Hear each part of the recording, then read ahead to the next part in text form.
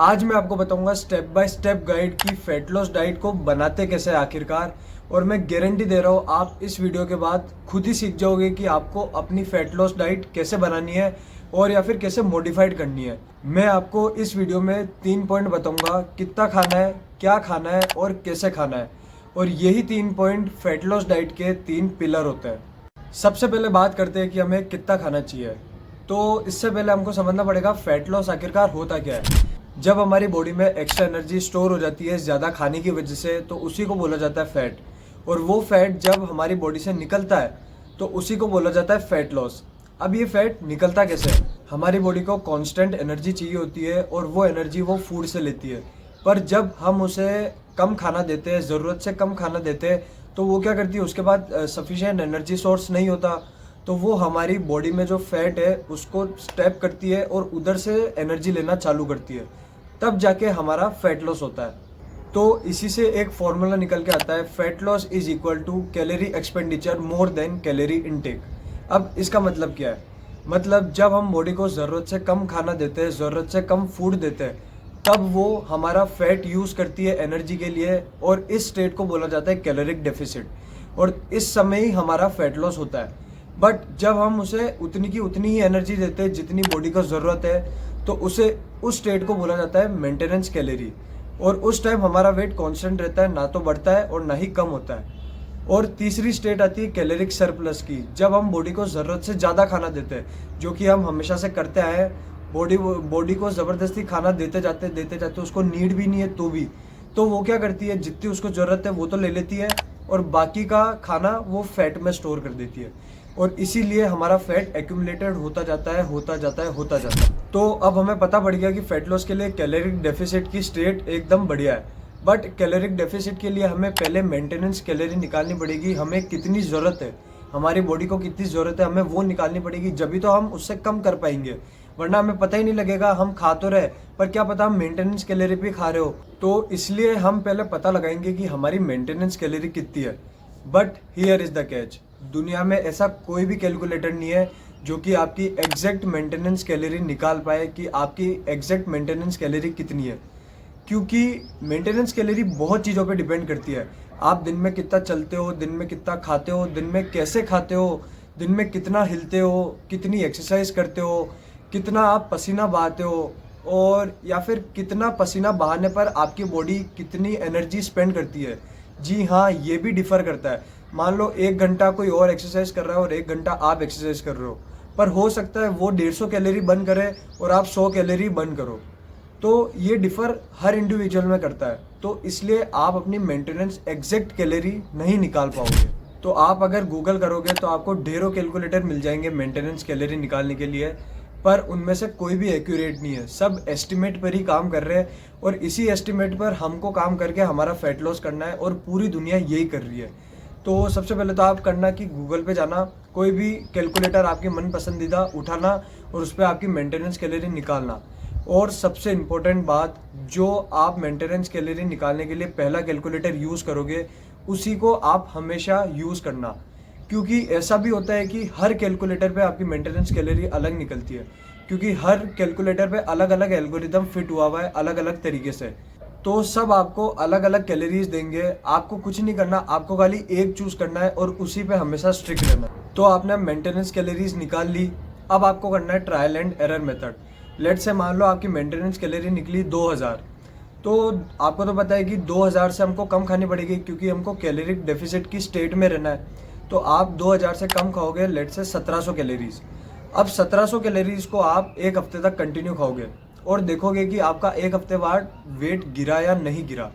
अगर गिरा तो वेल एंड गुड, आपकी मेंटेनेंस कैलोरी सही है, और नहीं गिरा तो मतलब आपकी मेंटेनेंस कैलोरी थोड़ी और कम है।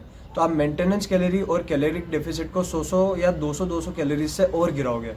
तो इससे 3-4 हफ्ते में आपको पता पड़ जाएगा कि आपकी मेंटेनेंस कैलोरी क्या है और इसी से आगे आप कंटिन्यू करोगे। और हाँ, अगर आप ज़्यादा ओबीस हो, मतलब 40% के ऊपर आपका फैट है, तो आप 600 से 700 कैलोरीज तक का भी डेफिसिट कर सकते हो। बट ये आपके ऊपर है कि आप करो या नहीं करो। आप कर सकते हो क्योंकि आपकी बॉडी में ज़्यादा फैट स्टोर है इसलिए। तो ये तो बात हो गई कि कितना खाना है। अब बात करेंगे कि क्या खाना है, मतलब न्यूट्रिएंट्स की। तो न्यूट्रिएंट्स में हमारी 5 चीज़ आती है: प्रोटीन, कार्ब्स, फैट्स, विटामिन्स और मिनरल्स। पहले बात करेंगे प्रोटीन, फैट्स और कार्ब्स की। इनको मैक्रोन्यूट्रिएंट्स भी बोला जाता है। मैक्रोन्यूट्रिएंट्स मतलब जो हमारी बॉडी पे बड़े लेवल पर इफ़ेक्ट करते हैं उसको बोलते हैं हम मैक्रोन्यूट्रिएंट्स। और इन तीनों में से भी मैं सबसे ज़्यादा प्रोटीन पर फोकस करूँगा क्योंकि एक one of the essential macronutrient है। तो क्या फैट्स और कार्ब्स हमारे न्यूट्रिशन के लिए ज़रूरी नहीं है? बिल्कुल ये बहुत ज़रूरी है, बट हमारी जनरल इंडियन वेजिटेरियन डाइट में क्या होता है कि फैट्स और कार्ब्स तो आराम से हो जाते हैं, बट प्रोटीन हमारी ज़रूरत से बहुत ज़्यादा कम रह जाता है और इस पर कोई ध्यान भी नहीं देता है। बट ऐसा नहीं है कि अगर आप वेजिटेरियन हो तो आप अपना प्रोटीन इंटेक पूरा कर ही नहीं सकते हो। ये बिल्कुल एक बहुत बड़ा मिथ है। आप भी अपना प्रोटीन इंटेक आराम से पूरा कर सकते हो। ऐसे बहुत सारे वेजिटेरियन फूड सोर्स है जिसमें अच्छा खासा प्रोटीन होता है, बट हमको वो पता नहीं होता है या फिर हम उनको यूज़ नहीं कर पा रहे। तो इस पर मैंने एक पूरी वीडियो बनाई है अलग से कि क्या किन किन चीज़ों में कितना कितना प्रोटीन होता है वेजिटेरियन सोर्स में। और आप अगर उस वीडियो को देखोगे तो आपका वेजिटेरियन डाइट को लेके पूरा पर्सपेक्टिव ही बदल जाएगा। आप उस वीडियो को ज़रूर जाके देखना, बट पहले ये वीडियो। तो आप अगर वेजिटेरियन हो तो आपको पता पड़ गया है कि वेजिटेरियन सोर्स में भी बहुत ज़्यादा प्रोटीन होता है, बट आपको थोड़ी बहुत मॉडिफिकेशन करने की ज़रूरत है, थोड़ी बहुत चीज़ें और ऐड करने की ज़रूरत है। आपको अपना पूरा लाइफ पैटर्न नहीं बदलना है, आपको बस थोड़ी सी चीज़ें और ऐड करनी है। और अगर आप नॉनवेज खाते हो तो फिर तो कोई दिक्कत ही नहीं है, आप अपना प्रोटीन इंटेक आराम से पूरा कर सकते हो। दिक्कत आती है थोड़ी सी वेजिटेरियन लोगों को, तो हम उस पर बात करते हैं। तो जब आप खाना खा रहे हो, जब आप खाना लेके बैठे हो, तो उस प्लेट में आपका एक प्रोटीन रिच फूड ज़रूर होना चाहिए, जैसे कि दाल हो गए, चने हो गए, और या फिर कर्ड हो गया, मतलब दही हो गया। तो ऐसी कुछ चीज़ें आपको ऐड करनी है। आप भले ही रूटीन लाइफ में नहीं खाते हो, आप भले एक ही सब्जी खाते हो, बट आप दाल बनवाओ ताकि वो एक प्रोटीन का सोर्स आपकी डाइट में बन सके। और ऐसे करते करते आपको अपना पूरा प्रोटीन इंटेक पूरा करना है। देखो, प्रोटीन हमारी फैट लॉस जर्नी के लिए बहुत ज़्यादा ज़रूरी है, हमारी बॉडी के लिए बहुत ज़्यादा ज़रूरी है। क्योंकि लोग क्या करते हैं, लोग बहुत एक्सरसाइज रिगरसली एक्सरसाइज करते हैं और एक स्किनी फैट बन के रह जाते हैं क्योंकि उन्होंने प्रोटीन पे कभी ध्यान ही नहीं दिया। तो उनका फैट लॉस में क्या हुआ? मसल लॉस, ना कि फैट लॉस।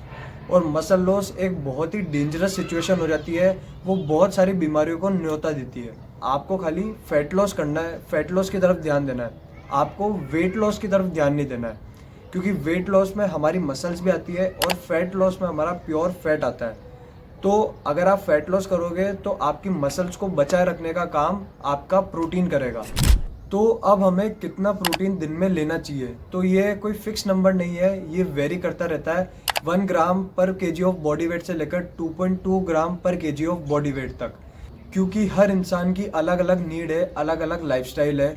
हम कोई भी एक प्रोटीन का नंबर हर इंसान को नहीं दे सकते कि आपको इतना प्रोटीन इंटेक चाहिए अपने फैट लॉस के लिए। मान लो एक बंदा है जिसने जिम का कभी सोचा ही नहीं, जिम की कभी शक्ल ही नहीं देखी, वो अपनी नॉर्मल रूटीन लाइफ जी रहा है बिना एक्सरसाइज करे, तो क्या उसको हाई प्रोटीन इंटेक चाहिए? बिल्कुल नहीं। उसको मिनिमम 1 ग्राम पर केजी ऑफ बॉडी वेट का प्रोटीन इंटेक चाहिए रहेगा। और दूसरा बंदा जो हफ्ते में 4 से 5 बार जिम जा रहा है, थोड़ा बहुत कार्डियो कर रहा है, तो उसको 1.2 ग्राम से लेकर 1.8 ग्राम पर केजी ऑफ बॉडी वेट तक चाहिए रहेगा। अब ये वेरी करेगा, जितना उसको पच सके उसको उतना ही प्रोटीन खाना है। और तीसरा इंसान जिसका वर्क ही इतना हार्ड है, इतना लेबर इंटेंसिव है कि उसको पूरे दिन काम करना रहता है, पूरे दिन उसकी एनर्जी हाई रहती है, तो उनको हाई प्रोटीन इंटेक चाहिए रहेगा, जैसे कि 2 ग्राम से लेकर 2.2 ग्राम तक। तो ये वेरी करता रहेगा हर इंसान के लिए।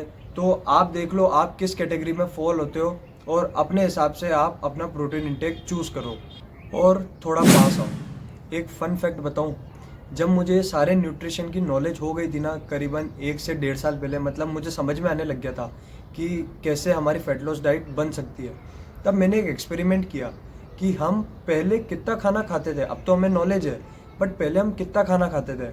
तो उसमें पता पड़ा कि एवरेज जो 80 किलो का बंदा है, वो दिन में 50 ग्राम प्रोटीन भी हिट नहीं कर पा रहा। वेजिटेरियन मैं बात कर रहा हूँ, क्योंकि उनको नॉलेज ही नहीं है कि हमें फूड कैसे चॉइस करना है।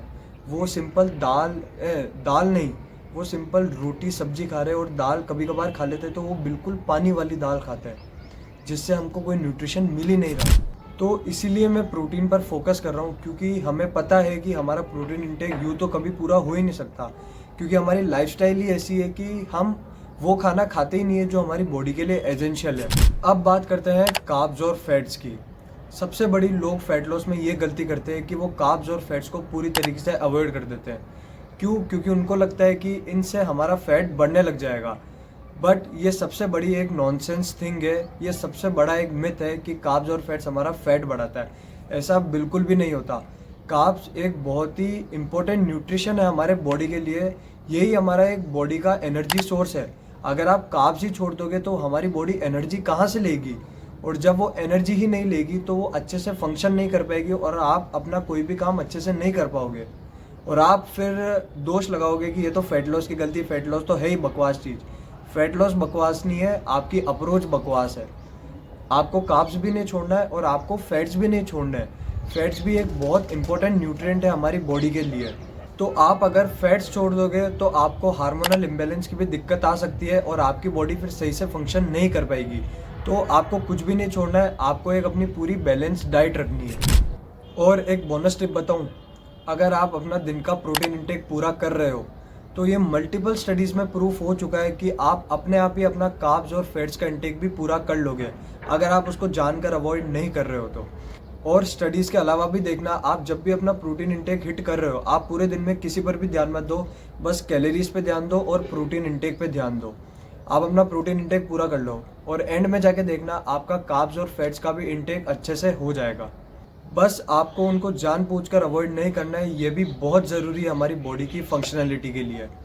और विटामिन और मिनरल्स के लिए आप 200 से 300 ग्राम दिन की फ्रूट की सर्विंग खा लो, थोड़ी बहुत ग्रीन लीफी वेजिटेबल्स खा लो, आपका विटामिन मिनरल्स का भी इंटेक पूरा हो जाएगा। अब बात आती है कि हमें कैसे खाना है, तो इसके लिए एक रूल है 80-20 रूल। क्या है ये रूल? इसका मतलब है 80% हमको घर का बनाया हुआ शुद्ध प्योर खाना खाना है और 20% आपकी जो मर्जी हो, पिज़्ज़ा, चिप्स, आइसक्रीम, जो मर्जी हो आप वो खा सकते हो। अब मैं ये क्या बोल रहा हूँ, फैट लॉस चल रहा है भैया, कुछ भी नहीं खा सकते। फैट लॉस में बहुत ज़्यादा स्ट्रिक्ट होना पड़ता है, कुछ भी बाहर का नहीं खाना पड़ता। ये बहुत ही बकवास चीज़ है। अब ये बकवास चीज़ तो नहीं है, बट ये उन लोगों के लिए बकवास है जो कि 90% वो बाहर का ही खाना खाते हैं। और मैं भी तो ये बोलता हूँ कि no process food, no sugar. तो मैं ये अभी क्यों बोल रहा हूँ कि आप 80-20 रूल लगा सकते हो अपनी डाइट में।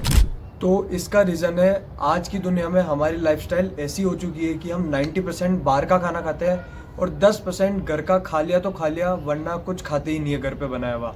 और हमारी ऐसी ज़िंदगी चल रही है। तो उनके लिए 80-20 रूल एक परफेक्ट डाइट प्लान है, क्योंकि इससे वो घर का बनाया हुआ डाइट प्लान भी फॉलो कर पाएंगे और उन्होंने ऐसा भी नहीं लगेगा कि वो कोई चीज़ मिस आउट कर रहे हैं या फिर वो अपनी लाइफ सही से नहीं जी रहे। क्योंकि डाइट प्लान पे स्ट्रिक्ट होना ज़रूरी है, एक कंसिस्टेंसी मेंटेन होना ज़रूरी है। कंसिस्टेंसी इसकी नहीं कि आप कितना दिन घर का बनाया हुआ खाना खा रहे हो, कंसिस्टेंसी इसकी कि आप ज़्यादातर कहाँ खाते हो और वो कितने दिन सस्टेन कर पा रहे हो। तो उसके लिए 80-20 रूल एक बहुत बढ़िया ऑप्शन है। बल्कि अगर आप मेरी मानो, अगर आपकी विल पावर अच्छी है तो आप बिल्कुल छोड़ सकते हो, 100% आप घर का बनाया हुआ खाना खा सकते हो। बट ये बहुत लोगों के लिए, 99% लोगों के लिए ये चीज़ बिल्कुल बेकार है, क्योंकि वो ऐसा कर ही नहीं सकते, उनकी लाइफस्टाइल उनको ऐसा मौका देगी नहीं कभी। अब मैं इतना बकवास करता हूँ ना कि no process food, no sugar, but reality तो ये है कि मैं भी 95 और 5 का रूल ही मेंटेन करता हूँ। मैं भी कोई ऐसा नहीं है कि 100% घर का बनाया हुआ खाना खा रहा हूँ और 10-20 महीने से मैंने बाहर का बनाया हुआ खाना ही नहीं खाया, ऐसा बिल्कुल भी नहीं है। मैं 95% दिन में घर का बनाया हुआ शुद्ध खाना खाता हूँ जिस पे मेरा कंट्रोल है। और 5% कुछ मन कर गया, कुछ कभी बिस्किट खा लिया, कुछ कभी आइसक्रीम खा ली, कभी मन कर गया तो ठीक है, वरना मैं ऐसा नहीं करता हूँ। क्योंकि अब हालत ऐसी हो गई है कि मेरे को अब क्रेविंग होती नहीं है। कई बार मेरे को ऐसा लगता है यार क्यों खाऊं, मतलब ही नहीं है, 5 मिनट बाद इस चीज़ का टेस्ट ही चला जाएगा, तो फिर मतलब क्या इस चीज़ को खाने का। तो ऐसा भी होने लगता है। ये आपको बाद में महसूस होएगा जब आप इस चीज़ को 7 से 8 महीने के लिए कंसिस्टेंट कर लोगे ना, तो आपको भी ऐसा महसूस होने लग जाएगा कि यार मैं क्यों ही खाऊं इस चीज़ को, इससे बढ़िया तो मैं कोई चीज़ भरपेट खा लूँ, फ्रेश चीज़। तो इस पूरी वीडियो का मैं एक टेक अवे दे देता हूँ कि आप पहले एक बार गूगल पे जाओ, अपनी मेंटेनेंस कैलोरी निकालो और उसको ट्राई करो कि वही आपकी मेंटेनेंस कैलोरी या फिर कुछ और है। आपको 3-4 हफ्ते में पता पड़ जाएगा मेंटेनेंस कैलोरी का। उसके बाद मेंटेनेंस कैलोरी से ड्रॉप डाउन करो कैलोरिक डेफिसिट में, क्योंकि मेंटेनेंस कैलोरी पर आपका फैट लॉस नहीं होगा, कैलोरिक डेफिसिट की स्टेट में होएगा। तो 300 से 400 गिराओ कैलोरी और उस चीज़ को कंटिन्यू करो, आप अपना फैट लॉस दिखने लग जाएगा आपको। और उसके बाद फोकस करो कि आपको क्या खाना है। प्रोटीन इंटेक अच्छा रखो, कार्ब्स इंटेक, फैट्स इंटेक अच्छा रखो, कुछ भी छोड़ो मत, विटामिन एंड मिनरल्स अच्छे से लेते रहो। एक सबसे ज़रूरी बात, प्रोटीन ज़रूर से लेना, प्रोटीन को छोड़ना मत। ऐसा नहीं कि नहीं ले रहे या क्या हो जाएगा प्रोटीन से, बिल्कुल नहीं, बहुत कुछ होएगा प्रोटीन से। आपको प्रोटीन लेना ही लेना है। और तीसरा 80-20 रूल लगाओ, 80% घर का खाना खाओ, 20% बाहर का, मन हो तो खाओ, नहीं मन हो तो घर का ही खाओ। ऐसा कोई ज़रूरी नहीं कि 20% बाहर का ही खाना है आपको। तो और अगर आपका विल पावर तेज हो जाए तो इसको 90-10 कर दो, 95-5 कर दो, वो आपकी मर्जी है, पर शुरू 80-20 से कर लो। तो यही थी बस वीडियो, और आई होप आपको समझ में आया होगा कि अपनी फैट लॉस डाइट को कैसे प्लान करना है। और मैं मानता हूँ कि पहले में तो आपको बहुत ज़्यादा लग रहा होगा कि यार इतना सब कुछ करना है, पर ट्रस्ट मी, अगर आप 2-3 महीने इसको कर लोगे ना, तो आपकी चुटकियों में होगा कि आप फैट लॉस डाइट अपनी यू बना सकते हो, और अपनी क्या, किसी और की भी आप फैट लॉस डाइट यू बना सकते हो। तो अगर आपको वीडियो पसंद आई हो तो लाइक करना, शेयर करना, सब्सक्राइब करना इसी और इन्फॉर्मेटिव वीडियो के लिए। और अगर आप भी सोचते हो कि यार डाइट में क्या रखा है, हम तो एक्सरसाइज करेंगे, जम के मेहनत करेंगे तो हमारा फैट लॉस हो जाएगा, तो ऐसा नहीं होगा। जब तक आप अपने मुंह पे ताला नहीं लगाओगे आपका फैट लॉस नहीं हो पाएगा। तो इस वीडियो को उठाओ, अपनी फैट लॉस डाइट बनाओ और अपनी फैट लॉस जर्नी की स्टार्ट आज ही से स्टार्ट करो, अभी से स्टार्ट करो, क्योंकि आज से अच्छा दिन और कोई नहीं है।